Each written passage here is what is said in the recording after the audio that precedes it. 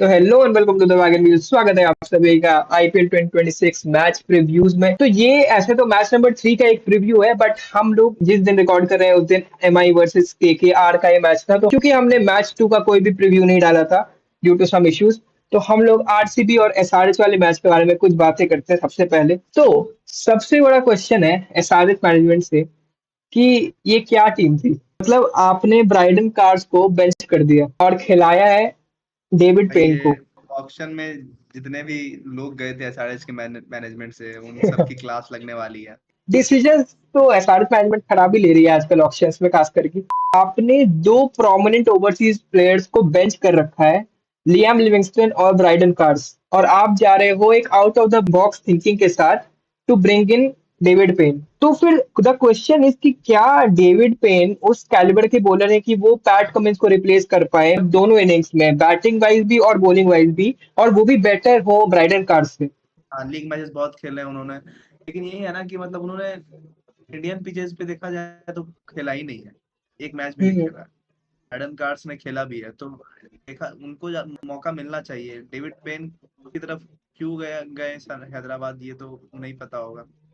और ईशान मलिंगा के साथ भी गए, लेकिन ब्राइडन कार्स के साथ नहीं गए। तो ब्राइडन कार्स के साथ यार प्रॉब्लम क्या है? क्योंकि पिछले साल भी वो आपके पास थे, आपने तब भी यूज नहीं करा था, और इस बार पैट कमिंस नहीं है जिनका वो लाइक टू लाइक रिप्लेसमेंट है, तब भी वो नहीं खेल रहे हैं। तो फिर कुछ तो क्या पर्सनल ग्रजेस या कुछ है ब्राइडन कार्स के साथ? ब्राइडन कार्स का ना खेलना एक ही रीजन हो सकता है, या तो वो इंजर्ड है हम्म। या तो मैनेजमेंट ने उनकी तरफ देखा ही नहीं, ध्यान ही नहीं दिया। बाकी नहीं, इतने बढ़िया बॉलर ध्यान तो डेविड दिया, पेन को किसी भी दिन रिप्लेस कर सकता है। ध्यान तो दिया, क्योंकि आप सोशल मीडिया में भी देखो तो बहुत सारे पोस्ट थे ऐसे ब्राइडन कार्ड्स को अप्रिशिएट करते हुए। लेकिन एकदम ये वही मूव है जो आरसीबी ने हमें थोड़ा सरप्राइज किया अभिनंदन सिंह के साथ, क्योंकि कहीं पे भी ऐसी बात नहीं थी कि अभिनंदन सिंह शायद 11 में हमें दिखेंगे। हमेशा रसिक सलामदार या फिर मंगेश यादव का ऑप्शन दिख रहा था।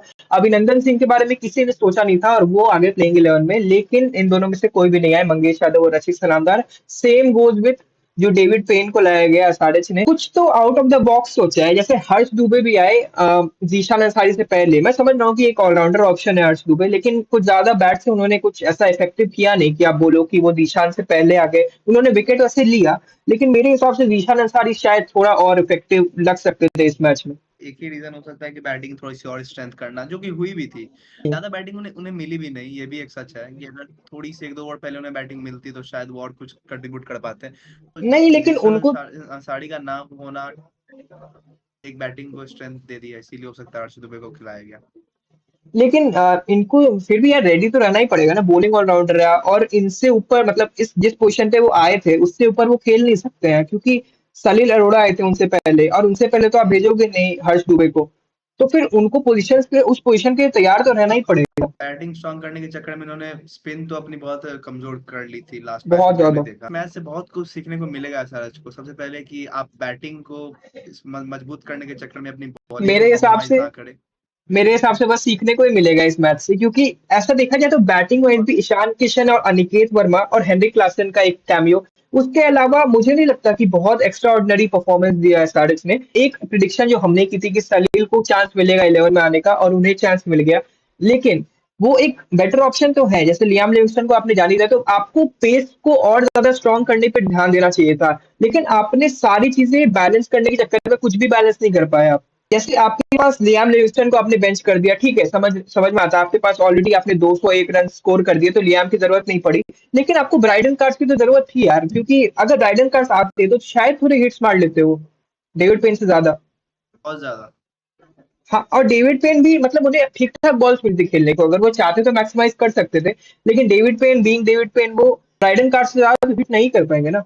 इस मैच का प्रीव्यू करा था, और साथ में जब एसआरएच की स्क्वाड एनालिसिस की बात थी कि नीतीश रेड्डी आएंगे नंबर 4 पे, क्योंकि एक एंकर प्लेयर की आपको बहुत ज्यादा जरूरत है उस पोजीशन पे, और जो कि हुआ भी, क्योंकि बहुत ओपनर बहुत जल्दी आउट हो गए। ट्रेविस हेड ने सोचा था मैक्सिमाइज करने का, लेकिन वो भी ट्रैप हो गए। अभिषेक शर्मा का फॉर्म जैसा चल रहा है उस हिसाब से वो परफॉर्म नहीं कर पा रहे अभी भी। तो ये सोचते हुए Nitish Reddy at 4 was a wise choice.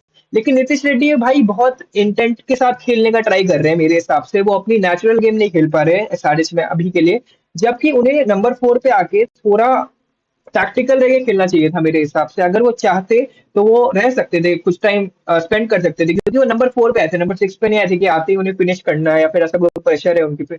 200 run जितने भी एसआरएच ने मारे हैं, वो देखने से लग रहा था कि एसआरएच ने बहुत मार दिए, लेकिन पिच के हिसाब से वो 250 260 17 वाला ही पिच था। तो अभी के टाइम में देखा जाए तो कोई भी प्लेयर अगर एंकरिंग का टाइम ही नहीं है किसी के पास एंकर करने का, भाई इंटेंट तो उन्हें दिखाना ही पड़ा, क्योंकि जैसे कि हमने देखा कि 200 रन हैदराबाद ने बनाए, तो वो भी एक कोई नॉर्मल आदमी देखेगा, जैसे कि जिसे क्रिकेट ज्यादा वो नहीं देखता है, वो बोलेगा कि भाई बहुत बना दिए, लेकिन हमें पता है पिच के हिसाब से वो 200 रन बहुत कम थे। सीबी चाहती तो 14 से 15 ओवर में वो 200 रन का टारगेट चेज कर लेती अपनी बैटिंग लाइनअप के हिसाब से, और हैदराबाद की भी बैटिंग लाइनअप वैसी ही है, तो इसके हिसाब से 250 से 250 70 रन बनते, वो बहुत एवरेज टोटल कहा जा सकता था उस टीम के हिसाब से।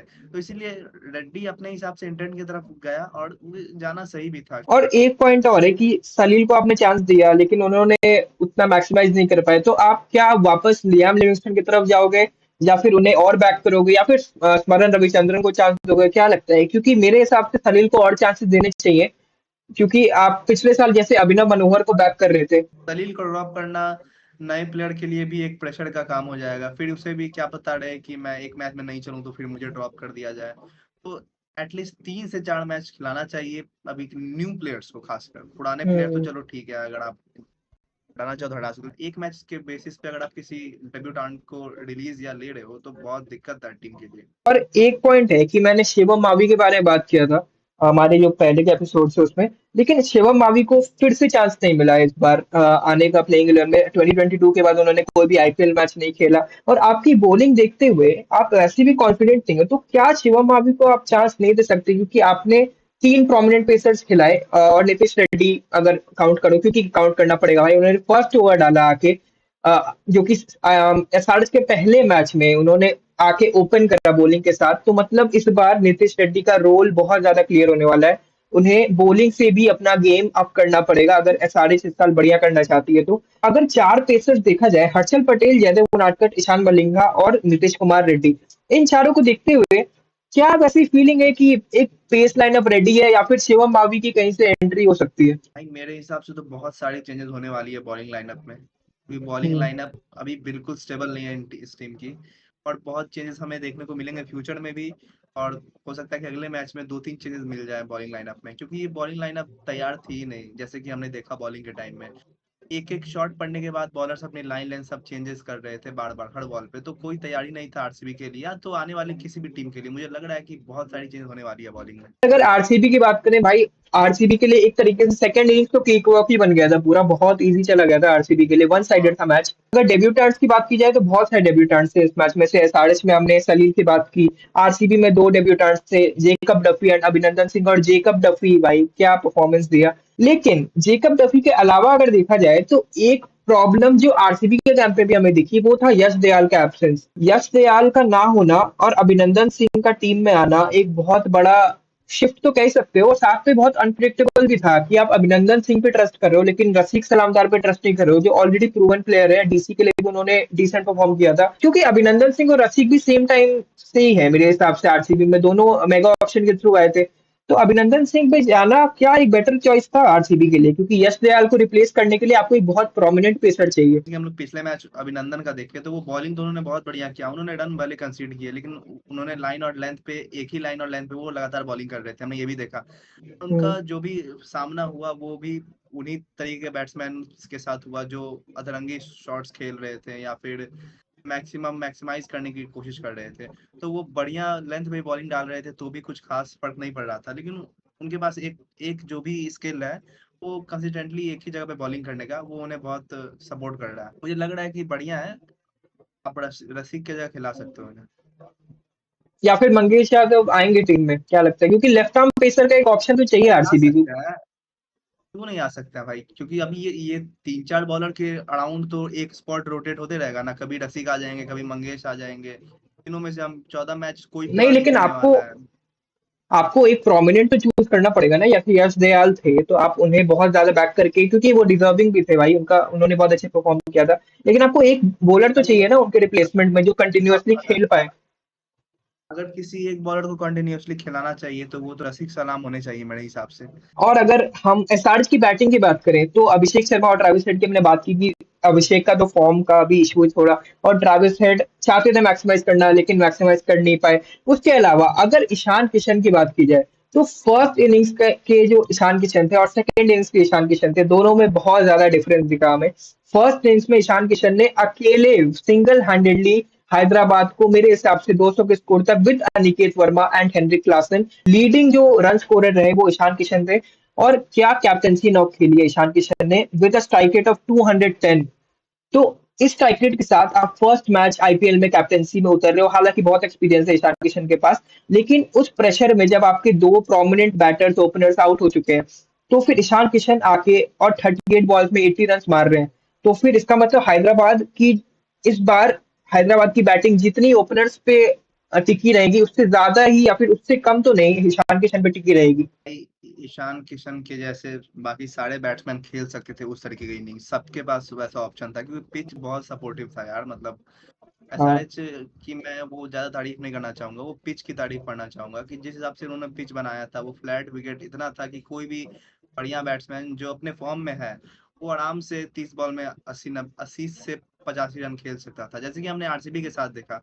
मैक्सिमम बैट्समैन फॉर्म में थे तो सबने बहुत बढ़िया इनिंग खेला। देवदत्त पाडिक्कल भी, हमने तारीफ किया देवदत्त देवदत्त पाडिक्कल का भी, वो भी बहुत बढ़िया उन्होंने खेला। तो पिच की सबसे ज्यादा तारीफ की जानी चाहिए यहाँ पे। अब नए बैट्समैन पता नहीं आउट हो गए। दूसरी तरफ आरसीबी को देखो आप तो विराट कोहली की तो क्या ही बात करनी भाई से, इस बार तो और ज्यादा गेम अपस्केल कर दिया है अपना। साथ में 181 का स्ट्राइक रेट, जो स्ट्राइक रेट को लेकर क्वेश्चन करते थे लोग, उन्हें भी एक मुंह तोड़ जवाब दिया है इस बार खेल के। उसके साथ देवदत्त पाडिक्कल भाई, डोमेस्टिक फॉर्म तो बढ़िया उनका चल ही रहा था, उसके साथ आईपीएल में भी आके उस फॉर्म को उन्होंने कंटिन्यू करा है, ये बहुत बड़ी बात है। और थर्ड नंबर पे आके जब फिल सॉल्ट आउट होते हैं, उसकी पहली बॉल पे आके हिट करना, वो दिखाता है कि फॉर्म क्या चीज है देवदत्त पाडिक्कल की इस मोमेंट पे। देवदत्त पाडिक्कल के लिए एक खुद के साथ ये आईपीएल मैच चल रहा था, क्योंकि जैसे कि हमने देखा कि उन्होंने 2023-24 में लगातार 3 डक्स किए, तो उनकी फॉर्म बहुत ही खराब हो गई थी 2023-24 के ये टाइम में। बहुत सारी टीम ने उन्हें रिलीज किया, बाई किया, रिलीज किया, बाई किया, बहुत सारे मतलब टीम्स में वो आसपास अराउंड होते रहे। तो उनके साथ एक माइंड गेम में उनके साथ चल रहा था कि अगर इस साल वो नहीं कर पाते परफॉर्म तो शायद अगले साल उन्हें किसी भी टीम ने मौका भी ना देना था। तो इसीलिए देवदत्त पाडिक्कल ने उस सब प्रेशर को हैंडल करके जो इनिंग्स खेला है। इसके अलावा कैप्टन की अगर बात करें रजत पाटीदार, तो भाई उन्होंने भी बहुत बढ़िया नॉक खेले 258 के स्ट्राइक रेट के साथ 31 रन मारे 12 बॉल्स में। तो रजत पाटीदार ने अपना रोल तो प्ले कर दिया और रिस्क भी लिए, और साथ में जितेश शर्मा उतना मैक्सिमाइज तो नहीं कर पाए क्योंकि उन्होंने डक स्कोर किया, लेकिन उन पे प्रेशर भी नहीं था उतना, क्योंकि आप ऑलरेडी देखो तो विराट कोहली और देवदत्त मैच पाडिक्कल ने, मैच तो जीत ही चुके थे ना, हाँ, तब तब तक मैच तो जीत मैच चुके थे, खत्म। मैच खत्म भी था और पूरा प्रेशर रिलीज हो चुका था। देवदत्त पाडिक्कल ने अकेले आके पूरा पूरा मैच आरसीबी की तरफ ले आए थे वो। और विराट कोहली तो भाई एक हमेशा ही कॉम्प्लीमेंट तो करते ही है किसी भी अपने पार्टनर को। तो आरसीबी ने इस मैच को इतने फ्लॉलेस तरीके से खेला, सिंगल हैंडेडली इस मैच को अपने तरफ टर्न कर दिया। और एसआरएच की जो पावर पैक्ड बैटिंग लाइनअप थी वो भी बस तीन चार दो तीन प्लेयर्स पे मैच टू मैच टिकी रह गई। और बॉलिंग में तो भाई एसआरएच लग रही थी भाई गली क्रिकेट खेलने आई है, to be very honest. SRH की बॉलिंग देखी जाए तो कोई भी ऐसा बॉलर नहीं था जो कि बहुत स्टैंड आउट परफॉर्म कर रहा हो। और इकोनॉमी वाइज भी देखा जाए तो ईशान मलिंगा जिनको आपने बैक करा है, उनकी इकोनॉमी 17.5 की थी। 17.5 की इकोनॉमी, जब उन्होंने सिर्फ सिर्फ 2 ओवर डाले थे उन्होंने, लेकिन 17.5 की इकोनॉमी भाई ये बताता है कि आप ईशान मलिंगा को बैक तो करो। आई नो कि फर्स्ट मैच था, लेकिन ब्राइडन कार्ड्स को आपने बेंच कर रखा है, वो आपके सब्स्टिट्यूट के लिस्ट में भी नहीं थे। और आपके बॉलर्स अच्छा परफॉर्म नहीं कर रहे हैं। डेविड पेन ने 2 विकेट्स लिए, लेकिन भाई यार आप मुझे मेरे हिसाब से तो चलो ठीक है, आप एक ओवरसीज बॉलिंग खिलाड़ी हो उसमें ब्राइडन कार्ड शामिल नहीं है, लेकिन अगर आप 2 ओवरसीज बॉलर खिलाड़ी और उसमें आपके प्रोमिनेंट बॉलर जो कि बहुत चल रहे थे हाइप में ब्राइडन कार्ड्स वो शामिल नहीं है, तो इसका मतलब कुछ तो आप में फ्लॉज है टीम में। नीतीश कुमार रेड्डी की अगर बात करें भाई, उन्होंने बैटिंग से स्कोर नहीं करा, मुझे समझ नहीं आया ये गेम प्लान। वैसे हमने बात तो की थी कि नीतीश कुमार रेड्डी को शायद फर्स्ट ओवर मिल जाए, और उन्हें फर्स्ट ओवर मिला भी। एक सरप्राइज का फैक्टर था या क्या था, मुझे समझ तो नहीं आया, क्योंकि नीतीश कुमार रेड्डी, जब आपने ऑलरेडी आपकी बैटिंग उतनी बढ़िया परफॉर्म नहीं करी, आई नो 201 का आपने टारगेट दिया तो अच्छा टारगेट था, बट रेड्डी के साथ ओपन करना क्या एक बेटर चॉइस थी, या फिर ईशान मलिंगा के साथ आप जा सकते थे जिन्हें स्विंग मिलती पहले ही ओवर में। ये तो भाई कैप्टन का बिल्कुल थिंकिंग है कि क्या सोच रहा होता है उस वक्त कैप्टन, इस पे तो कोई हम लोग बात कर भी नहीं सकते क्योंकि कभी भी और नीतीश कुमार रेड्डी तो अगर कोई पहला ओवर कर रहा है वो बॉलिंग तो इसका मतलब बहुत ही डिफरेंशियल जाना चाह रहा है कैप्टन पहला ओवर से। नहीं हो सकता। और ईशान किशन के लिए मैंने यही कहा ना, फर्स्ट इनिंग्स के ईशान किशन और सेकंड इनिंग्स के ईशान किशन बिल्कुल ही बदले हुए थे। फर्स्ट इनिंग्स में वो लग रहे थे कि बहुत सिंगल हैंडेडली वो मैच जिता देंगे, कैप्टेंसी वाली नॉक थी, लेकिन सेकंड इनिंग्स में विकेट कीपिंग में भी उनसे गलतियां हुई, साथ में कैप्टेंसी का भी बहुत उनपे बहुत प्रेशर दिखा।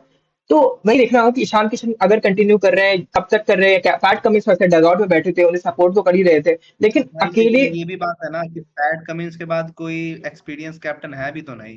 बेस्ट ऑप्शन तो ईशान किशन नहीं है इनके पास, लेकिन वो थोड़े प्रेशर में थे, फर्स्ट मैच का प्रेशर हो सकता है। अगर और अगर वो नहीं है तो मेरे हिसाब से हेड ही बचते हैं, पैट कमिंस अगर हाँ नहीं हाँ, खेल रहे हैं तो। या फिर हेनरिक क्लासन। एक चीज जो आरसीबी के पॉइंट ऑफ व्यू से है कि ये बहुत अच्छी चीज है वैसे तो, लेकिन जेकब डफी जिस हिसाब से उन्होंने बहुत बढ़िया परफॉर्म करा, पिछले साल तुषारा भी खेले थे और लुंगी इंगिडी उन्होंने बहुत बढ़िया परफॉर्म करा था, लेकिन क्या उनका जो पैटर्न है एक ओवरसीज बॉलर के साथ जाना वो कंटिन्यू रहेगा इस डफी के परफॉर्मेंस के बाद, या फिर जॉश हेजलवुड और जेकब डफी दोनों खेलते दिखेंगे जब हेजलवुड फिट हो जाते हैं? आप इसे रोमारियो शेफर्ड को कैसे ड्रॉप कर सकते हो मतलब। या फिर ये कर सकते हो कि आप तीन ही ओवरसीज के साथ जाओ और ये देखो कि रोमारियो की जरूरत पड़ रही है या फिर जेकब डफी की जरूरत पड़ रही है।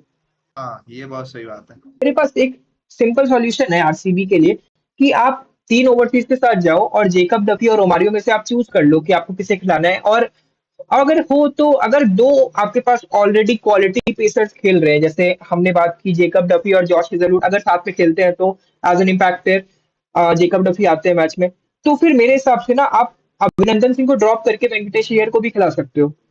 भाई, मुझे लग रहा है कि अगर जॉस आते हैं तो मुझे नहीं लग रहा है कि ये लोग डफी को खिलाने वाले हैं, क्योंकि बैटिंग बहुत वीक हो जाएगी बड़ी इनकी। नहीं, फिर वेंकटेश अय्यर आ सकते हैं अभिनंदन की जगह अगर ये चाहे, लेकिन मुझे भी लगता है क्योंकि दोनों एक साथ इसलिए नहीं खिलाएंगे क्योंकि अगर दोनों, वैसे तो नहीं होनी चाहिए, लेकिन अगर जेकब डफी इंजर्ड हो जाते हैं तो फिर बैकअप का एक बहुत बड़ा क्वेश्चन हो जाएगा कि जॉश हेजलवुड की फिटनेस एक इशू रहती है। तो अगर दोनों सही की बात कुछ इंजरी कंसर्न हो गई तो फिर बैकअप तो आपके पास कुछ ओवरसीज का नहीं बचता ना ऑप्शन। पिछली बार दो ऑप्शन थे आपके पास, इस बार उतने ऑप्शन है नहीं, तो दोनों को साथ में खिलाना is a risk for RCB. लेकिन अगर परफॉर्मेंस वाइज देखा जाए तो जेकब डफी को ड्रॉप करना भी is a very big moment for RCB management. Duffy के बदले अगर आपके पास हेजलवुड आ गए दोबारा तो फिर दिक्कत तो नहीं होनी चाहिए टीम में। तो यस, ये थी मैच नंबर 1 की बात, आरसीबी वर्सेस एसआरएच। हमने इसे कवर नहीं करा था तो हमने सोचा कि इस वीडियो में आरसीबी वर्सेस एसआरएच को कवर कर ले। तो moving on to match number 2 जो कि हो चुका है, एमआई वर्सेस केकेआर, इसके बारे में अगर बात करें। भाई मतलब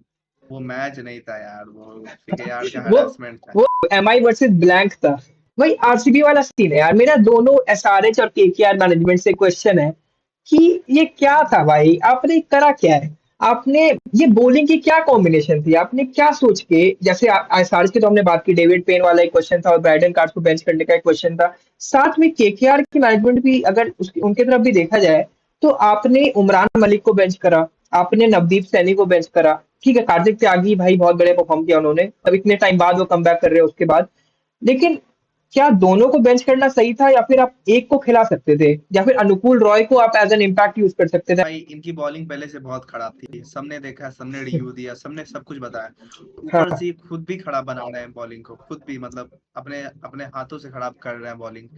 अपने अपने प्रोमिनेंट जो आपके पेसर्स हैं, एक तो आपके पास प्रोमिनेंट कोई पेसर्स है नहीं, लेकिन जो उनमें से भी प्रोमिनेंट है उन्हें भी आप नहीं मैच में खिला रहे हो, तो आप कैसे अपनी लाइनअप को स्ट्रांग करोगे, बॉलिंग लाइनअप को।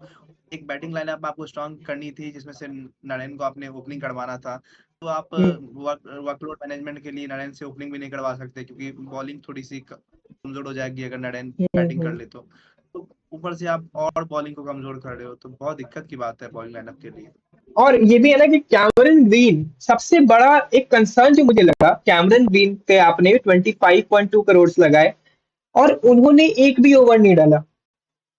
और अजिंक्य रहाणे से बॉलिंग के बारे में पूछा गया कि बॉलिंग आपके लिए कंसर्न है, तो उन्होंने कहा कि कैमरन ग्रीन, हम वेट करेंगे कैमरन ग्रीन कब वापस बॉलिंग पे आ सकते हैं, बॉलिंग कर सकते हैं केकेआर के लिए।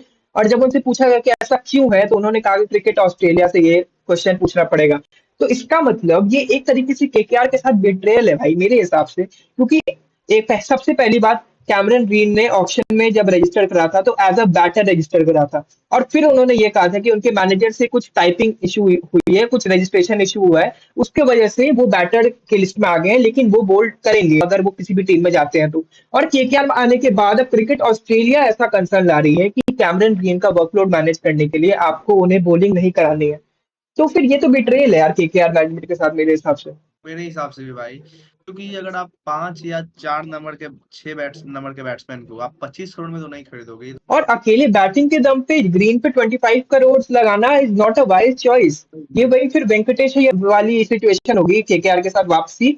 लेकिन अगर ग्रीन बॉलिंग नहीं कर रहे तो भाई मेरे हिसाब से ग्रीन को ड्रॉप करो और रॉबिन पॉवेल के साथ जा सकते हो आप फिर, क्योंकि फिर आप सुनील नारायण को ओपन भी करते हुए देख पाओगे। अगर ग्रीन बॉलिंग नहीं कर रहा है तो he is not a proper batsman भाई। रोमन पावेल एक प्रॉपर बैट्समैन है जो कि बहुत स्ट्रेंथ कर देता है किसी भी टीम में आने के बाद। और रोमन रोमन पावेल पॉल को के पास हमेशा बहुत एक्सपीरियंस है, T20 वर्ल्ड कप में भी वो कैप्टन थे 2024 में। कार्तिक त्यागी की बात की जाए तो उन्होंने बहुत बढ़िया परफॉर्म करा एज अ कमबैक। अगर देखा जाए कार्तिक त्यागी के लिए सबसे ज्यादा डॉट बॉल्स डाले इस मैच में, 9 डॉट बॉल्स।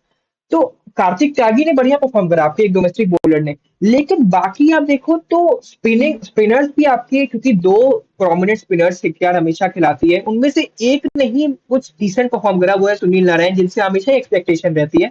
लेकिन दूसरी तरफ वरुण चक्रवर्ती की अगर बात की जाए तो उन्होंने बिल्कुल भी ऐसा कुछ आउटस्टैंडिंग परफॉर्म नहीं करा केकेआर के लिए, जैसा वो हमेशा करने के लिए चक्रवर्ती के माने जाते बारे हैं। में तो वरुण चक्रवर्ती के बारे में तो शुरू से क्लियर था कि वो इस बार भी अंडर परफॉर्म करने वाले हैं, क्योंकि वर्ल्ड कप में हमने देख लिया था उनका फॉर्म कुछ खास चल नहीं रहे थे वो।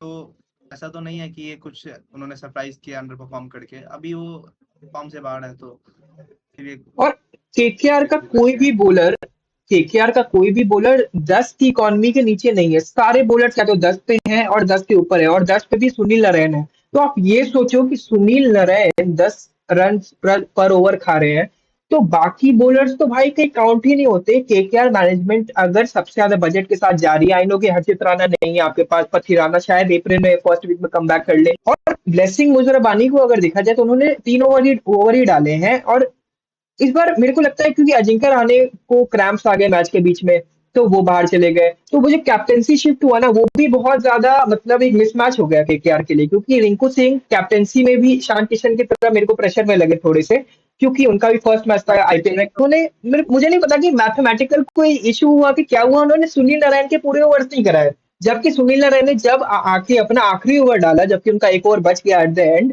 लेकिन उन्होंने जब आखिरी ओवर डाला तो एक विकेट ले लिया। क्योंकि यार 14 से 15 ओवर के बाद बिल्कुल ही अपने तरफ से कुछ भी एक्स्ट्रा पुट ऑन करना बंद कर दिया था उन्होंने। उन्होंने हम्म। फॉर्मेलिटी के लिए 14 से 15 ओवर के बाद बॉलिंग की, और दिख भी रहा था वो ग्राउंड पे बैट्समैन बिना किसी एफर्ट के चौके छक्के लगाए जा रहे थे। सूर्य कुमार यादव आए पीछे से अपना शुक्ला शॉट खेलना शुरू कर दिया। तो हमें ही दिख भी रहा था कि केकेआर ने अपने हथियार डाल दिए थे, बस फॉर्मेलिटी के लिए उन्होंने बॉलिंग की 14 से 15 ओवर के बाद। और केकेआर की अगर बैटिंग देखी जाए तो हमें पता था यार कि बैटिंग कॉन्टेस्ट तो बहुत बढ़िया होने वाला है, क्योंकि दोनों के ही बैटिंग लाइनअप बहुत बढ़िया है, एमआई की तो क्या ही बात करनी और केकेआर की भी।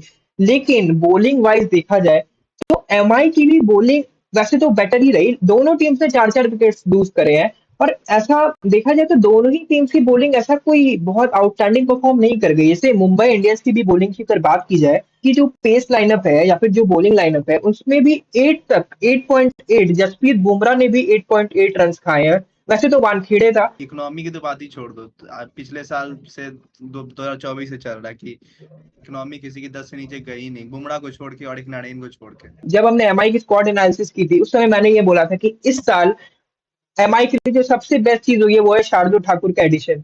और वो चीज टोटली प्रूव हो गई, क्योंकि शार्दुल ठाकुर ने भाई क्या ही परफॉर्मेंस दी है। 3 विकेट लिए, 39 रन दिए, ठीक है वो तो चलता है भाई, लेकिन आपने 3 प्रोमिनेंट बैटर्स के विकेट्स लिए हैं, आपने फिन एलन को आउट करा, आपने अजिंक्य रहाणे को आउट करा, जो कि अगर दोनों टिकते तो फिर आराम से ये स्कोर 220 प्लस, क्या भाई 240 प्लस भी आ सकता था, 250 भी बन सकते थे। आने के बारे में तो नहीं कह सकता, लेकिन अगर इन्होंने फिन एलन को सेट होने दिया तो मैं कंफर्म था कि 250 प्लस था आराम से।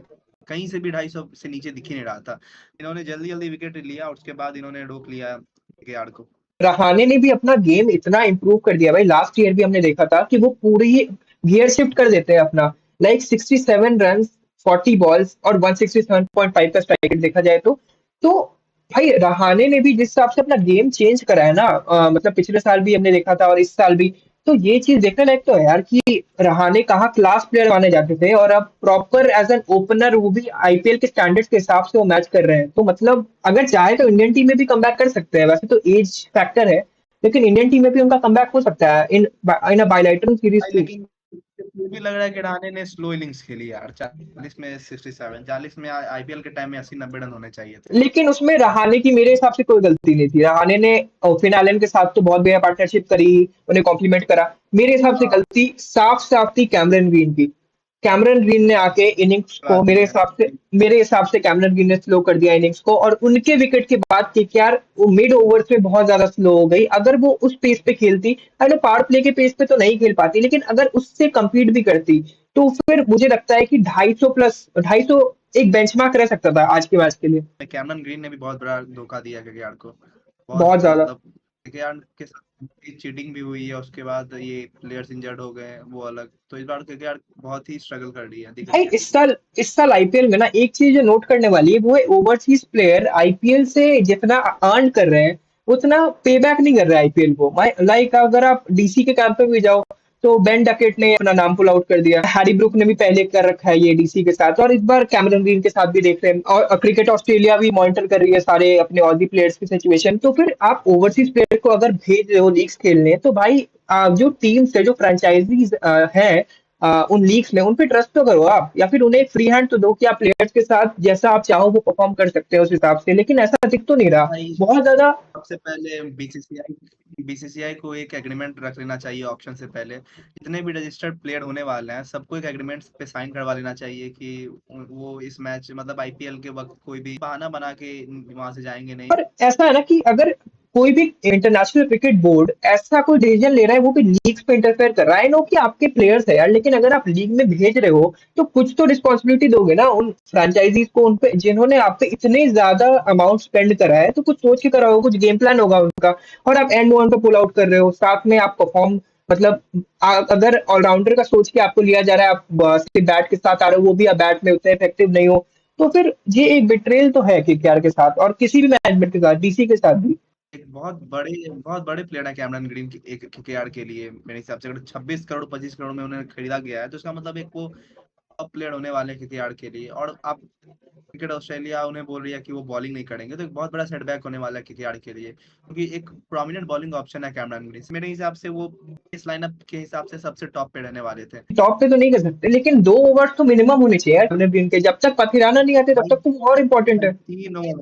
3 ओवर से 4 ओवर करवाने चाहिए यार, कैमरन ग्रीन बहुत बढ़िया बॉलर है यार। और अगर हम अल्लाह गजनफर की बात करें, मुंबई के कैंप में अगर हम चले, मिचेल सैंटनर अवेलेबल थे नहीं, विल जैक्स भी अब अवेलेबल नहीं है, तो अल्लाह गजनफर मुझे कॉर्बिन बॉश के बजाय आपने अल्लाह गजनफर को खिलाया, जो कि फर्स्ट मैच के हिसाब से एक वाइस चॉइस थी मुंबई के हिसाब से भी सोचा जाए तो। लेकिन उन्होंने वैसा परफॉर्म नहीं करा भाई, उन्होंने 50+ रन कंसीड करे हैं, 12.8 की इकॉनमी थी उनकी, तो उतने इफेक्टिव साबित नहीं हुए। और वैसे तो वानखेड़े था, और मयंक मार्कंडे ने भी सिर्फ एक ओवर डाला है, जिसमें उन्होंने 16 रन कंसीड करे। भाई गजनफर पे पूरा क्लियरली प्रेशर दिख रहा था डेब्यू करने का, बहुत ही ज्यादा, क्योंकि जिस तरीके के वो क्लास बॉलर हैं, वो उन्हें उन पे बिल्कुल ही नहीं दिख रहा था पहले मैच में। बिल्कुल ही वो प्रेशर में बॉलिंग कर रहे थे, क्योंकि उनका पहला मैच था। तो हो सकता है कि उनके अभी नर्व्स कंट्रोल में नहीं थे, थोड़ी से हम्म। टाइम उन्हें देना चाहिए। अब हो सकता है कि अगले मैच वो हमें दिखे भी ना बॉलिंग करते हुए, क्योंकि कोई भी टीम चाहेगी कि उनके टॉप 4 बढ़िया बॉलर एकदम फॉर्म में रहे। तो हो सकता है कि मुझे उन्हें ड्रॉप लगता कर है दिया कि जाए। मुझे लगता है कि बैक करेगी मैनेजमेंट जब तक मिचेल सैंटनर फिट नहीं हो जाते, क्योंकि स्पिन के फिर ऑप्शंस तो आपके मैच पास बहुत लिमिटेड है, क्योंकि विल जैक्स नहीं खेल रहे और सैंटनर भी नहीं खेल रहे। मयंक मार्कंडे का ऑप्शन अगर है, जो कि हाँ, अगर आपके पास मजबूरी है, तब तो आपको इन्हीं को खिलाना पड़ेगा। मयंक मार्कंडे ने भी सिर्फ एक ओवर डाला है, तो क्या आप मयंक मार्कंडे को रिप्लेस करके अश्विनी कुमार की तरफ देख सकते हो कि एक ओवर अगर सिर्फ डाल रहे हैं मार्कंडे, वो तो इस मैच की बात है, लेकिन अगर इस फॉर्म के साथ चल रही है स्पिन की, अगर हम बात करें मुंबई इंडियंस, तो फिर एक कंसर्न तो है कि स्पिन डिपार्टमेंट में सैंटनर का एब्सेंस थोड़ा मार्केबल है। स्पिन तो भाई कहीं से मुंबई की मुझे बिना सैटनर बढ़िया नहीं लग रही है। अगर आपके मयंक मार्कंडे को भी एमआई ने चांस दिया, तो फिर उन्होंने पहले ओवर में 16 रन कंसीड कर दिए। तो हो सकता है कि सेकंड ओवर मार्कंडे को ये भी सोच के ना दिया हो कि क्या पता अगले ओवर में और 16 रन कंसीड कर दें। इसके बाद अगर अनुकूल रॉय की बात करें, केकेआर ने उन्हें चांस दिया है, उमरान मलिक को चांस दे दिया। उमरान मलिक की जहां तक मैंने सुनी कि प्रैक्टिस मैच में फॉर्म उतनी बढ़िया नहीं थी, तो हो सकता है कि वो एक रीजन हो उन्हें बेंच करने का। लेकिन नवदीप सैनी के पास आप नहीं जा रहे हो, और वो एक क्वालिटी ऑप्शन थे यार, क्योंकि इस पेस अटैक में नवदीप सैनी एक लीड कर सकते थे। वैभव अरोड़ा एक ऑप्शन थे आपके पास, वो खेलते ही। लेकिन सैनी अगर स्क्वाड में प्लेइंग 11 में आते, तो मेरे हिसाब से एक बहुत बढ़िया एडिशन होता, क्योंकि आपने खिलाया अनुकूल रॉय को। अनुकूल रॉय ने सिर्फ डाला 1 ओवर और लास्ट ओवर डालने आया जब पहले बॉल पे ही मैच खत्म हो गया। तो अनुकूल रॉय एक फील्डिंग के लिए तो हमने देखा ही भाई, बहुत बहुत बढ़िया फील्डर है वो, और झारखंड के लिए भी उन्होंने बहुत बढ़िया किया ईशान किशन के साथ। लेकिन मेरे हिसाब से Navdeep Saini deserves the spot, या फिर उमरान मलिक अगर उनका फॉर्म अच्छा रहता है तो, क्योंकि इस पेस अटैक के साथ यार केकेआर तो नहीं चलने वाली इस सीजन, मुझे नहीं लगता। भाई आज बैटिंग इनकी ज्यादा लंबी नहीं गई, ज्यादा डेप्थ में नहीं, मतलब विकेट भी खास कुछ गिरा नहीं ना, इन्होंने ज्यादा रन बनाया। लेकिन अनुकूल रॉय मेनली एक बैट्समैन है जिन्हें 2 ओवर बॉलिंग मिलता है, 2 से 3 ओवर। तो उनको एक बॉलर की तरह हमें नहीं देखना चाहिए, देखना भी चाहिए वैसे, 2 ओवर बॉलिंग कर रहे हैं वो, मेनली हाँ, एक बैटिंग स्पिनर ऑलराउंडर है वैसे। है। हाँ तो 7 नंबर पे आज उन्होंने बैटिंग मिली नहीं, ये कह सकते हैं, नहीं तो वो बैटिंग करते हैं। किसी प्रॉपर बॉलर को हटा के आप नवदीप सैनी को ला सकते हो मेरे हिसाब से। नहीं, उनके अलावा हटेगा कौन यार, कोई और ऑप्शन नहीं है ना। अनुकूल रॉय के अलावा ऐसा कोई ऑप्शन दिख नहीं रहा मुझे जो हट सकता है। एक अंकुरिश रघुवंशी है जिन्हें मुझे नहीं लगता कि केकेआर मैनेजमेंट हटाने वाली है। और उनके अलावा हाँ या मेरे तो हिसाब से भी ब्लेसिंग। भाई हो सकता है कि आप हटाना पड़े, क्योंकि सुनील नारायण उनके बदले बैटिंग बहुत बढ़िया कर सकते हैं। 8 नंबर तक अगर आपके पास बैटिंग है तो ठीक है, कोई दिक्कत नहीं है, बिल्कुल रॉही को आप हटा सकते हो। लेकिन फिर मैं ये सोच हाँ रहा हूँ कि 7 नंबर तक बस बैटिंग रहेगी इस टीम की, और आजकल की टीम 10 नंबर तक बैटिंग लेके जाते हैं, तो आप कितने यार, बैट्समैन लेकिन को आप ये खिलाओगे। सोचो ना कि आप सिर्फ बैटिंग के साथ नहीं चल सकते ना, आपकी बॉलिंग कुछ अभी अभी के हिसाब से तो है ही नहीं यार। कि बॉलिंग में अगर देखा जाए कोई भी ऐसा बॉलर नहीं है जो कि फॉर्म में है। और सुनील नारायण रन्स कंसीड कर रहे हैं, तो फिर आप सोचो बाकियों का तो भाई बात ही क्या करनी। फिर मुजरा बानी एक ऑप्शन थे जिन्होंने 3 ओवर डाले हैं बस, और उनकी भी परफॉर्मेंस डेब्यू के हिसाब से उतनी बढ़िया रही नहीं। लेकिन मुझे लगता है Navdeep Saini deserves a spot in KKR इस सीजन, जब तक फकीराना फिट नहीं हो जाते। फकीराना आएंगे तो फिर मुजरा बानी मुझे लगता है कि हट जाएंगे भाई तो फिर 11 वही से। वही बात हो गया ना यार, कि बॉलिंग कॉम्प्रोमाइज कर दी बैटिंग के चलते, अब बैटिंग कॉम्प्रोमाइज करनी पड़ेगी बॉलिंग के चलते हैं। अनुकूल रॉय शायद पिछले साल भी थे केकेआर के साथ, उन्हें चांस मिला नहीं था। और केकेआर, अब ऐसा मुझे नहीं लगता कि अनुकूल रॉय की इतनी ज्यादा जरूरत है केकेआर को, जितनी जरूरत एक प्रोमिनेंट पेसर की है। अनुकूल रॉय अगर नहीं रहेंगे तो आप ये नहीं सोचोगे कि अनुकूल रॉय नहीं है, लेकिन अगर नवदीप सैनी या फिर उमरान मलिक नहीं है तो फिर एक कंसर्न तो दिख रहा है हमें साफ साफ कि पेस बॉलिंग वीक है। भाई हमें अनुकूल रॉय की जरूरत आज नहीं पड़ी, लेकिन इनकी जरूरत बहुत पड़ सकती है, क्योंकि किसी भी दिन कोलैप्स कोलैप्स हो सकता है, आज तो कोलैप्स इम्पैक्ट हुआ प्लेयर नहीं में यूज खास। कर लो। इम्पैक्ट प्लेयर में यूज कर सकते हो आप चाहो तो। अगर इस माइंडसेट के साथ जा रहे हैं केकेआर, जिस ऑर्डर के साथ आज उतरे थे, या फिर फिनालेन और रहाने ओपनिंग करेंगे, तो फिर बैटिंग अगर कितनी भी डाउन जाए यार, तो सुनील नारायण तक अगर आ रही है, जो कार तो बहुत ही लोअर ऑर्डर में हमें खेलते हुए दिख रहे हैं, तो सरप्राइज था मेरे लिए सबसे बड़ा कि सुनील नारायण जो है आप फिनिशिंग में दिखने वाले हैं, हमें वापस से अपने पुराने रोल में आ रहे हैं वो। तो फिर मुझे नहीं लगता भाई कि अनुकूल रॉय सुनील उतने इंपॉर्टेंट रहेंगे। Narine finisher Sunil Narine as a finisher बहुत नॉर्मल से प्लेयर बन जाते हैं, हमने देखा है। सुनील हम्म। नारायण ऐसा तो नहीं है कि 2024 में कमबैक किया उन्होंने एज अ ओपनर, उन्होंने बहुत पहले से एज अ फिनिशर बैटिंग किया। लेकिन आप मतलब जैसे कि हमने स्टैट्स भी देखा, तो एज अ फिनिशर वो कुछ खास किए नहीं है उन्होंने। एक जो दिख रहा है ना मुझे, जब तक जो रहाणे ने बात की कैमरन ग्रीन को लेके कि कैमरन ग्रीन वो होप कर रहे हैं कि बॉलिंग में वापस आ पाए, लेकिन अगर वो नहीं आ रहे तो कैमरन ग्रीन ड्रॉप हो जाने चाहिए भाई मेरे हिसाब से। अगर उन्होंने बिट्रे करा है मैनेजमेंट को, तो मैनेजमेंट को भी उन्हें बिट्रे कर देना, रॉमन पॉवल के साथ तो मेरा कंटिन्यू इस करना चाहिए। क्योंकि रॉमन पॉवल एक तो आपको फिनिशिंग दे रहे हैं, और सुनील नारायण इसके साथ ओपन कर पाएंगे, Rahane at number 3, which will be a more stable squad playing 11 in my opinion. और साथ में आप अनुकूल रॉय को अगर ड्रॉप कर रहे हो और नवदीप सैनी आ रहे हैं, तो फिर एक बेटर ऑप्शन रह सकता है मेरे हिसाब से। पेस बॉलिंग भी आपकी स्ट्रेंथन हो जाएगी इसके साथ।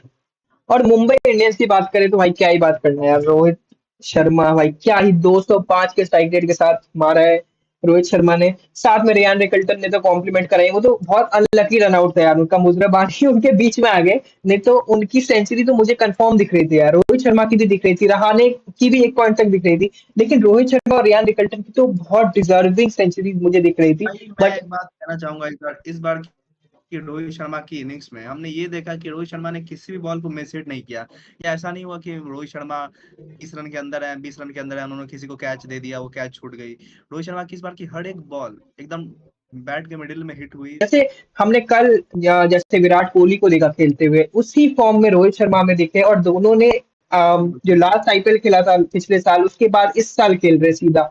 तो भाई, इसमें लास्ट जो आईपीएल की फॉर्म वही, मतलब वही फॉर्म लेके आ गए हैं दोनों प्लेयर। हाँ, और बिल्कुल लगा ही नहीं कि ब्रेक था, और ब्रेक में भी ऐसा लग रहा है कि बहुत ज्यादा प्रैक्टिस चल रही थी साथ में। जैसे हमने विराट कोहली की भी वीडियोस देखी बहुत सारी, जहाँ पे वो प्रैक्टिस कर रहे हैं, बहुत अपने आप को ट्रेन कर रहे हैं कि कैसे आईपीएल में खेलना है उन्हें। रोहित शर्मा भी बहुत ज्यादा फिट हो चुके हैं इस मोमेंट पे। तो इन्होंने अपना स्टैंडर्ड तो बिल्कुल सेट कर रखा है भाई, कि अपने अपने फ्रेंचाइजीज के लिए उन्हें कैसा खेलना है, और वो खेलते भी आ रहे हैं बहुत टाइम से, अपना बेस्ट दे रहे हैं और दोनों अपने ही फ्रेंचाइजीज के लिए।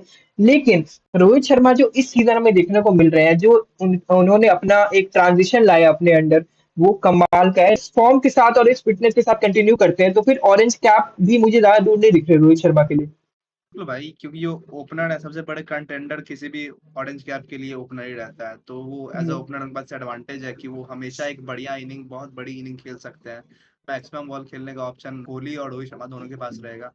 दोनों पहला मैच जिन्होंने जबरदस्त इनिंग्स खेला है, तो ऑरेंज कैप के लिए बहुत बड़े कंटेंडर रहने वाले हैं थ्रू आउट द आईपीएल। और अगर ये दोनों प्लेऑफ्स के लिए क्वालिफाई करते हैं तो एक्स्ट्रा मैचेस भी ये लोग खेल रहे हैं। और रियान रिकल्टन की भाई कम बात नहीं करनी चाहिए, उन्होंने भी बहुत इम्पैक्ट डाला इस इनिंग में।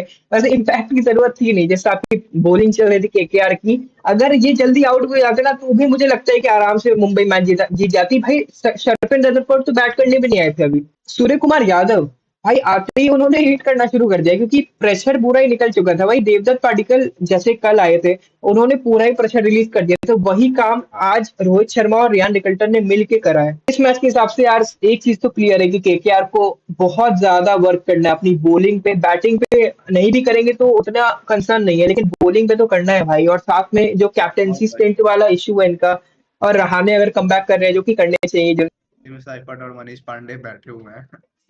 वैसे मनीष पांडे का भी इंटरेस्टिंग फैक्टर है यार, कि अगर रहाणे इन केस अगर नहीं खेलते अगला मैच, तो क्या मनीष पांडे आते हुए दिख रहे हैं, या फिर नवदीप सैनी या कोई पेसर के साथ जा रही है टीम? भाई देखो, मेरे हिसाब से आपको ब्लेसिंग मुजरवानी को हटा के उमरान मलिक को लाना चाहिए। तो फिर 3 ही ओवरसीज होंगे ना।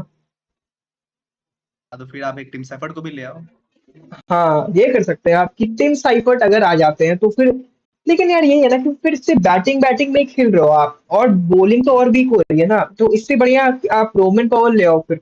इस बार का केकेआर वर्सेस एसआरएच मैच अगर देखा जाए तो बहुत लाइक टू लाइक होने वाला है, क्योंकि दोनों टीम्स की अभी सेम पोजीशन चल रही है। केकेआर और एसआरएच की दोनों बैटिंग में बहुत बढ़िया है। 2024 में हमने देखा था कि सबसे बड़ी एक 2024 की एल क्लासिको थी ये, KKR versus SRH. Finn Allen और सुनील नारायण अगर ओपन भी करते हैं ना, तो फिर थोड़ा बहुत 2024 रिक्रिएट भी हो सकता है। लेकिन बॉलिंग वाइज मिचेल स्टार्क से आप सीधा ब्लेसिंग मुजरबानी पे आके गिरे हो, तो आपको थोड़ा तो झटका लगेगा, अगर मैनेजमेंट पॉइंट ऑफ व्यू से सोचा जाए तो। मुझे ये भी लग रहा है कि इस बॉलिंग लाइनअप को एसआरएच बहुत बुरी तरीके से बेल्ट करने वाली है, मतलब 250 प्लस आराम से लगने वाला है। वैसे अगर देखा जाए तो बेल्ट करने की बात, एसआरएच की बॉलिंग की भी हमने बात की, वो भी बेल्ट होने वाली है भाई, अगर इसी इसी फॉर्म के साथ कंटिन्यू कर रहे हैं और सेम 11 चल रही है, और ब्राइडन कार्ड्स का कमबैक नहीं हो रहा, या फिर पैट कमिंस का कमबैक नहीं हो रहा, तो इश्यूज तो है दोनों टीम्स में। तो ये थी मैच 2 की बात। Let's move on, Rajasthan Royals versus Chennai super Kings, उसकी बात करते हैं। एक सबसे बड़ी न्यूज जो है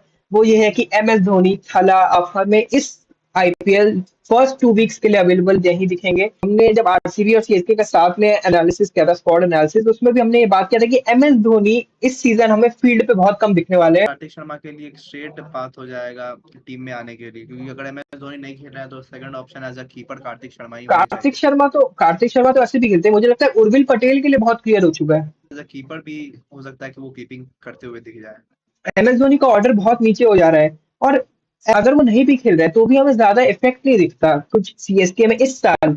तो एक तरीके से ना कि हिंट भी है कि अब सीएसके का जो ये ट्रांजिशन फेज आया है, इसके साथ हम शायद ढाला का फेयरवेल भी देख सकते हैं इस सीजन, या फिर अगले सीजन तक मैच टू मैच। मुझे लगता है कि इस सीजन या अगले सीजन में ही थाला का फेयरवेल होने वाला है सीएसके से। अगर आरआर की बात की जाए तो रियान पराग यंगेस्ट कैप्टन होने वाले हैं, जो कि इस साल लीड कर रहे हैं एक्ससीबी टीम को आईपीएल 2026 में। उन्हें देखना हो कि रियान पराग ने ऐसे तो कैप्टनसी कर रखी है आरआर की संजू सैमसन के एब्सेंस में, लेकिन इस बार क्योंकि संजू सैमसन अपोजिट कैंप में होने वाले हैं, साथ में रविंद्र जडेजा रियान पराग के कैंप में होने वाले हैं, तो ये जो क्रॉस ओवर है ये देखने लायक होगा। ये एकदम बहुत ही, मतलब एक फ्यूचर के लिए आर्यन ने ये डिसीजन लिया है रियान पराग को कैप्टन करने के बाद। और ये डिसीजन मुझे लग रहा है कि बहुत साल तक कंटिन्यू रहने वाली है, until and unless Riyan Parag की फॉर्म बहुत ही नीचे गिर जाए। फॉर्म तो एक क्वेश्चन है ही। मुझे लगता है कि यशस्वी जायसवाल अगर कैप्टन नहीं बने हैं, और जहां तक मुझे पता है कि उन्होंने कहा था अपने पॉडकास्ट में कि वो चाहते हैं आरआर को कैप्टन करना, लेकिन कुछ मैनेजमेंट की कम्युनिकेशन इश्यूज थी। जहां तक मुझे पता है कि आरआर मैनेजमेंट ने ये कहा है कि रियान पराग के साथ उनकी कम्युनिकेशन ज्यादा बेटर थी, इसकी वजह से रियान पराग को अपॉर्चुनिटी मिली अहेड ऑफ यशस्वी जायसवाल। अगर सीएसके की हम लोग बैटिंग लाइनअप की बात करें, क्योंकि अब एमएस धोनी की एब्सेंस होने वाली है बैटिंग लाइनअप में, तो थोड़ा थोड़ा तो हमें क्लैरिटी आती हुई दिख रही है। ओपनिंग करने वाले संजू सैमसन और ऋतुराज गायकवाड़, यहाँ तक ऋतुराज ने भी क्लैरिफाई कर दिया है। थर्ड पे आयुष मात्रे आएंगे, और फोर्थ पे जो अभी के हिसाब से जो रिपोर्ट्स आई है, ऐसे तो डिवॉल्ट ब्रेविस हमें आते दिख रहे थे, लेकिन डिवॉल्ट ब्रेविस एक साइड स्ट्रेन की वजह से ओपनिंग मैच मिस करने वाले हैं, और शायद से ओपनिंग के अलावा भी जो स्टार्टिंग के मैचेस है मिस करेंगे और मिड अप्रैल में कम करेंगे। ये एक बहुत बड़ा सेटबैक हो सकता है सीएसके के लिए, क्योंकि डेवॉल्ट ब्रेविस लास्ट ईयर बहुत कम मैचेस खेले सीएसके के लिए, एंडिंग में आए थे बिल्कुल, लेकिन जितने भी मैचेस खेले भाई डेवॉल्ट ब्रेविस ने क्या ही परफॉर्म करा है। सीएसके के लिए बहुत इंपॉर्टेंट प्लेयर है वो, उनकी एब्सेंस जो है वो फिल करने के लिए एकलौते प्लेयर अब बच रहे हैं, मैथ्यू शॉट, जो मुझे लग रहे हैं। मैथ्यू शॉट सही बात है, जो कि एक बॉलिंग से भी बहुत बढ़िया ऑप्शन हो सकता है। ब्रेविस भी थोड़ी बॉलिंग कर लेते हैं और मैथ्यू शॉट भी कर लेते हैं, तो फिर रिप्लेसमेंट के तौर पे एक अच्छे ऑप्शन है जो कि हमें कल देखने को मिल जाएंगे। मुझे जहां तक लगता है 11 में मैथ्यू शॉट होंगे सीएसके के लिए। अगर ये आपके टॉप फोर है जो कि सॉर्टेड है, अगर संजू सैमसन और मैथ्यू शॉट को छोड़ दिया जाए तो ऋतुराज और आयुष मात्रे तो है ही टेस्टेड प्लेयर सीएसके के लिए, पिछले साल भी वो खेल चुके हैं, और संजू सैमसन तो भाई है ही, अभी टी20 वर्ल्ड कप में प्लेयर ऑफ द टूर्नामेंट है, तो उन्हें तो क्या ही, उनपे कोई ट्रस्ट का इश्यूज तो रहने नहीं वाला। साथ में मैथ्यू शॉट किस हिसाब से, ये एक क्वेश्चन रह सकता है कि मैथ्यू शॉट किस हिसाब से डिवॉल्ट ब्रेविस को रिप्लेस करते हैं। मैथ्यू शॉट भाई हमें भी, हमने देखा भी ऑस्ट्रेलिया के अगेंस्ट भी, जैसे कि इंडिया ने टी20 या मैच खेला, ओपनिंग करते थे शायद, उन्हें हाँ टाइम लेकिन चाहिए टॉप सेट ऑर्डर होने। हाँ लेकिन टॉप ऑर्डर प्लेयर है, लेकिन मुझे लगता है कि मैथ्यू शॉट के अलावा आपके पास और कोई ऑप्शन नहीं है डिवॉल्ट ब्रेविस को रिप्लेस करने का। ये बात भी है, क्योंकि 4 नंबर भी मैथ्यू शॉट के लिए बहुत बढ़िया ऑप्शन रहने वाला है, क्योंकि उन्हें सेट होने के लिए कुछ बॉल्स भी मिल जाएंगी प्लस, और मैं- वो एज अ स्पिन हाँ, स्पिन ऑप्शन भी रह सकते हैं हमेशा।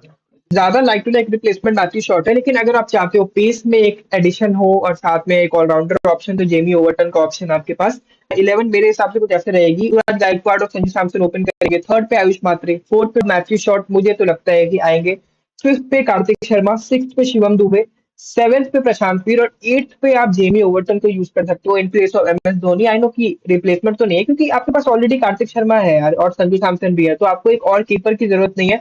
उर्विल पटेल का एक ऑप्शन हो सकता है जो कि आप इम्पैक्ट में यूज कर सकते हो, क्योंकि गुवाहाटी में मैच है, तो ये बहुत ही बैटिंग फ्रेंडली विकेट होने वाली है। तो फिर इम्पैक्ट प्लेयर में सरफराज खान या फिर उर्विल पटेल में से एक आने वाले हैं। मुझे यहाँ तक लगता है राहुल चहर ये मैच मिस करेंगे मेरे हिसाब से। एट्थ पे मेरे हिसाब से जेमी ओवर्टन, नाइन्थ पे मैट हेनरी आएंगे, टेंथ पे खलील अहमद और 11th पे नूर अहमद। तो चार ओवरसीज भी आपके फिक्स हो जाते हैं इसके साथ, Matthew Short, Jamie Overton, Matt Henry और नूर अहमद। बैलेंस टीम रहने वाली है भाई, काफी यंग प्लेयर्स हैं इस टीम में। बहुत यंग प्लेयर्स तो हैं ही, साथ में कॉम्प्लीमेंट करने के लिए कुछ एक्सपीरियंस प्लेयर्स तो अब है ही टीम में, जैसे जेमी ओवर्टन को भी अच्छा खासा एक्सपीरियंस तो है ही, शिवम दुबे को भी अच्छा एक्सपीरियंस हो चुका है, अब तो टी20 वर्ल्ड कप भी वो खेल के आए हैं, अच्छा परफॉर्मेंस करके आ चुके हैं। एक्सपीरियंस के साथ एक एक्सपीरियंस प्लेयर है, तो टीम बहुत बैलेंस लग रही है।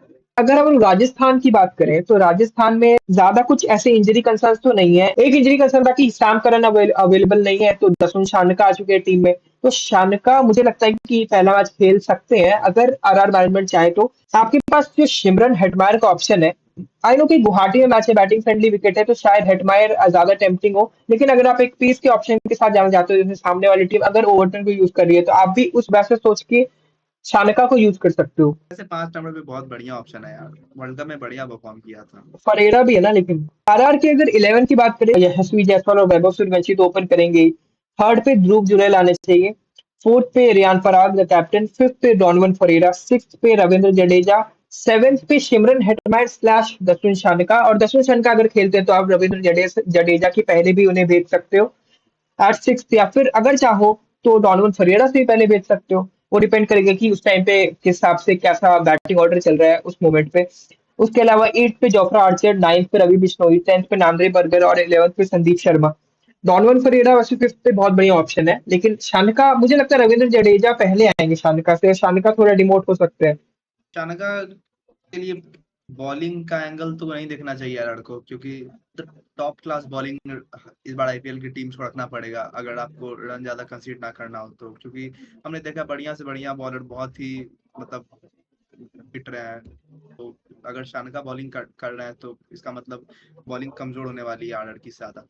नहीं ज्यादा, जैसे कैमरन ग्रीन की जैसे बात हो रही है, वैसे दर्शन शानका यार 1-2 ओवर तो कर ही सकते हैं ना, उनपे थोड़ी श्रीलंकन बोर्ड इतना ज्यादा मॉनिटरिंग कर रहा है, ऐसे क्रिकेट ऑस्ट्रेलिया कर रही है इस समय। तो श्रीलंकन बोर्ड को तो जवाब भी मिल सकता है, या ऑस्ट्रेलियन क्रिकेट बोर्ड को तो जवाब नहीं मिलेगा, लेकिन श्रीलंकन बोर्ड को तो मिल सकता है जवाब। श्रीलंकन बोर्ड ने वैसे तुषारा को एनओसी नहीं दिया, नुआन तुषारा को अब मतलब वो अवेलेबिलिटी नहीं मिल पाई उन्हें कि वो आ पाए, फिटनेस टेस्ट को पास उन्होंने नहीं करा। दर्शन शानका या फिर सिमरन हेटमायर, ये कंसर्न रह सकता है आरआर के लिए कि क्या आप हेटमायर के साथ जाओगे या फिर 1-2 ओवर दर्शन शानका को भी आप दे सकते हो, उन्हें एक्सपीरियंस भी है कि किस हिसाब से वो टैकल करते हैं अगर सामने से पिटाई हो रही है सीएसके की बैटर्स के थ्रू। एक जो सबसे बड़ा क्वेश्चन मुझे आरआर के लिए दिख रहा है कि बेस में इंडियन पेसर्स की अगर बात करें तो तुषार देशपांडे क्या इम्पैक्ट प्लेयर की तरह यूज होंगे इस बार की नेट्स में, वो ऑलरेडी टेस्टेड है, सीएसके बैटर्स ने उन्हें खेल रखा है, तो वो एक सरप्राइजिंग फैक्टर नहीं हो सकते। तो क्या देशपांडे खेलेंगे या फिर विघ्नेश पुथुर खेलेंगे? इस विकेट पे क्या विघ्नेश पुथुर एक ऑप्शन रह सकते हैं, क्योंकि वो वानखेड़े पे ऑलरेडी बॉलिंग कर चुके हैं, जो कि एक ऑलरेडी बहुत बढ़िया बैटिंग फ्रेंडली विकेट तो है। तो क्या विघ्नेश पुथुर एक बढ़िया ऑप्शन रह सकते हैं इस बार गुवाहाटी में, क्योंकि तुषार देशपांडे यार टेस्टेड है, सीएसके के बैटर से खेल रखा है उन्हें, और मुझे नहीं लगता कि ऐसी कोई बहुत एक स्विंग का ऑप्शन है जो कि तुषार देशपांडे अपने साथ लाते हैं, जो कि उन्हें स्विंग मिलती है इनिशियल ओवर्स में भी। लेकिन मुझे लगता है कि विघ्नेश पुथुर को चांस देना चाहिए in place of Tushar Deshpande इस मैच में। भाई ये करंट जो भी सीएसके की टीम है वो स्पिन बहुत बढ़िया खेल रही है। आप गायकवाड़ को देख लो, सैमसन को देख लो, शिवम दुबे को देख लो, तो एक पेस एक्स्ट्रा ऐड कर सकती है इस टीम में। रविंद्र जडेजा और रवि बिश्नोई है टीम में, तो हो सकता है विघ्नेश पुथुर को चांस ना मिले, जो कि मिलना चाहिए मेरे हिसाब से। लेकिन अगर तुषार देशपांडे आते हैं तो एक बुरे ऑप्शन तो नहीं है, क्योंकि संदीप शर्मा को भी एक कंपनी मिल जाती है इंडियन पेसर के साथ। मेरे हिसाब से तुषार देशपांडे ही रहने वाला है टॉप 12 में। तो अगर प्रिडिक्शंस की बात करें तो क्या लगता है कि पावर प्ले कितना मैक्सिमाइज होगा और कितना नहीं, क्योंकि बैटिंग फ्रेंडली विकेट तो है, गुवाहाटी में मैच हो रहा है। इसकी बैटिंग कर रही है भाई पावर प्ले में तो 65 to 70 बनने वाले हैं, विकेट्स 2 विकेट। हिसाब से अगर सीएसके पहले बैट कर रही है तो 60 to 70 के बीच में ही रहने वाला है मेरे हिसाब से भी, और विकेट्स मुझे लगता है हाँ 2 विकेट्स ही आएंगी मेरे हिसाब से, 60 to 70 रन पड़ सकते हैं और 2 विकेट्स आएंगी, मुझे भी जहाँ तक लगता है।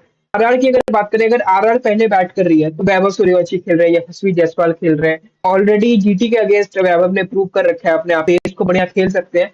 तो मेरे हिसाब से अगर आरआर बैट कर रही है तो फिर ये स्कोर 80 के अबव भी जा सकता है, अगर वैभव सूर्यवंशी को बहुत ज्यादा चांसेस मिल रहे हैं, स्ट्राइक मिल रही है तो। जायसवाल कॉम्प्लीमेंट तो करेंगे ही उन्हें। अब सूर्यवंशी पहला 2 ओवर उन्होंने खेल लिया तो मुझे भी लग रहा है 80 to 85 रन बनना है पावर प्ले में, क्योंकि दोनों साइड से हिटिंग होने वाली है। आपके पास यशस्वी जायसवाल भी है, सूर्यवंशी भी है। जायसवाल भी वही कैलिबर के बैट्समैन है जैसे सूर्यवंशी है, तो मुझे लग रहा है कि बहुत बढ़िया होने वाला है पावर प्ले का स्कोर 80 to 90 के बीच। Player to watch out for क्या लगता है कि सबसे बढ़िया प्लेयर कौन सा हो सकता है, दोनों टीम्स को कंपेयर कर रहे हो अगर, सीएसके में सबसे बढ़िया कौन परफॉर्म कर रहा है एज अ प्लेयर? जैसे कि पर्सनली मुझे देखना है प्रशांत वीर को देखना है बैटिंग करते हुए, क्योंकि हम्म। बहुत ही ज्यादा प्राइस में उन्होंने उनको खरीदा है। मैं ये नहीं बोल रहा हूँ कि वो मतलब ज्यादा रन मैं उन्हें देखना चाहता हूँ मारते हुए, बस मैं देख रहा हूँ कि किस तरह की बैटिंग करने वाले हैं वो। उस पे कार्तिक शर्मा आने वाले हैं, उन्हें भी मुझे देखना है बैटिंग करते हुए। आरआर की टीम में क्या लगता है?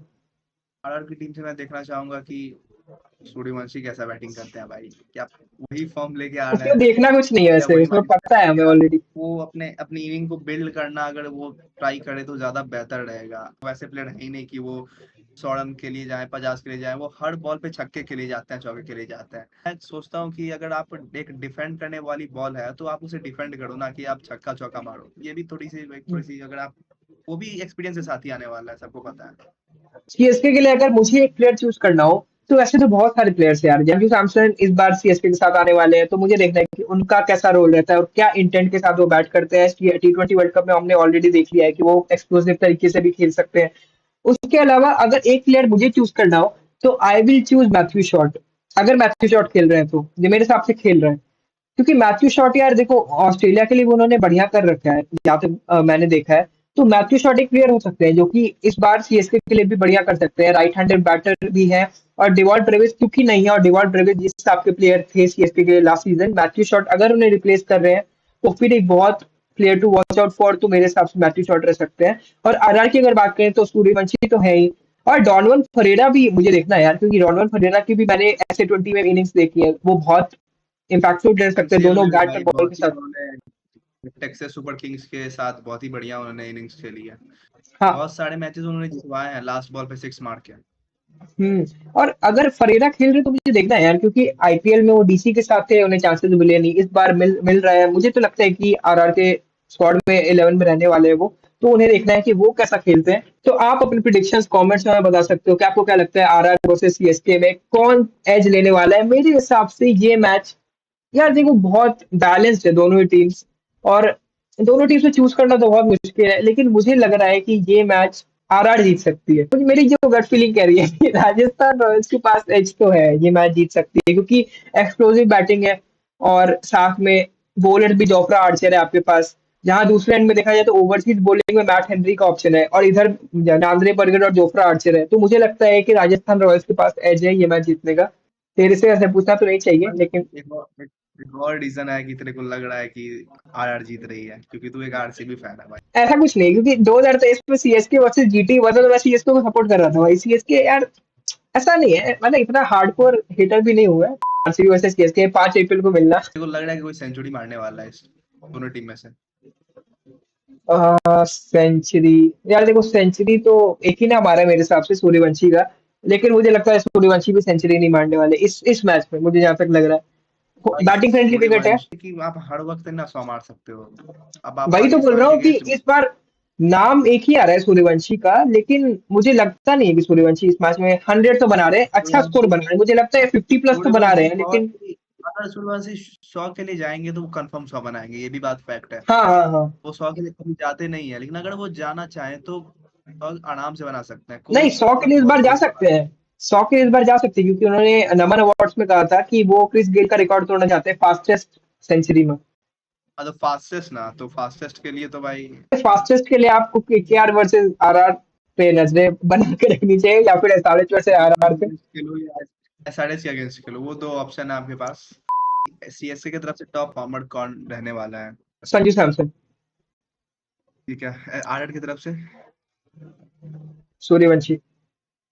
आरआर की तरफ से रहने वाले हैं यशस्वी जायसवाल, और सीएसके की तरफ से रहने वाले हैं आयुष मात्रे।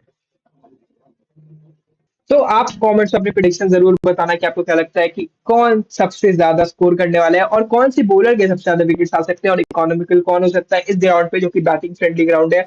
ऑन दैट नोट, इस वीडियो के लिए बस इतना ही। हम मिलते हैं आपको अगली मैच रिव्यू पे। This is the wagon wheel. Thank you so much for watching. Bye bye.